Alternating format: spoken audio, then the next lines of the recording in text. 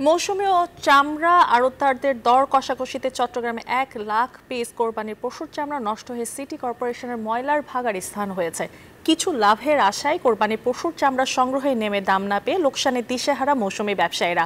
তবে আড়তদাররা বলছেন সঠিক সময়ে চামড়া আড়তে না নেয় নষ্ট হয়ে গেছে চামড়া, আর তাই বিক্রি না করে ফেলে চলে গেছেন মৌসুমী ব্যবসায়ীরা।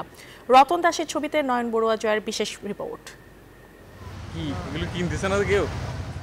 জাতীয় সম্পদ চামড়া এখন এভাবে সিটি কর্পোরেশনের ময়লার ভাগাড়ে ফেলে দেয়া হচ্ছে।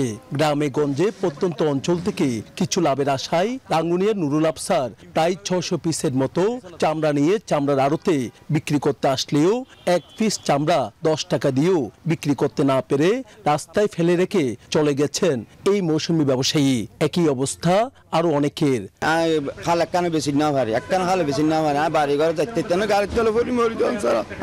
আজ পর্যন্ত কেউ আসে নাই, মানে চামড়াগুলো সাহেবের লাই। তবে সিটি কর্পোরেশনের পরিচ্ছন্ন কর্মীরা ফেলে যাওয়া চামড়ায় দুর্গন্ধ ছড়ানোর কারণে দ্রুত এসব চামড়া অপসারণ করছে বলছেন সিটি কর্পোরেশনের এই পরিচ্ছন্ন কর্মকর্তা। আমরা কালকে ঈদুল আজহা উপলক্ষে পুরো শহর ৫টার মধ্যে ক্লিন করেছিলাম। চামড়া আড়তদাররা বলছেন ঠিকমতো চামড়া না আনার কারণে নষ্ট হয়েছে জাতীয় সম্পদ। আমি দুটো হইতে চামড়া কিনছি, আমার ওই গুড়ানো সবগুলো সামনা। আপনি তো নিচে চোখে ৬০০ টাকা নিচে দিয়ে দেখছেন, ৫০০ টাকা নিচে দিয়ে আপনি দেখছেন, আপনার সামনে কিনছি। এইদিকে বাণিজ্য মন্ত্রণালয়ের গঠিত কমিটির সদস্যরা শুরু করেছে চামড়া তদারকি। বেশি যেন নষ্ট না হয় সেদিকে রয়েছে তাদের নজর। একজন মাত্র ব্যক্তি এসে আমাদেরকে বলেছেন উনি রাঙ্গুনিয়ার লোক, ওনার মূলত এখানে মহানগরীতে চামড়া নিয়ে ঢোকার কথাই না।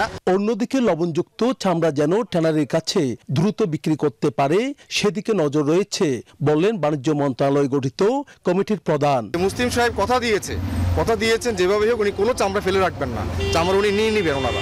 কেন চামড়া নষ্ট হলো তা খতিয়ে দেখছে সিটি কর্পোরেশন সহ সংশ্লিষ্টরা। নয়ন বড়ুয়া জয়, নিউজ 24, চট্টগ্রাম।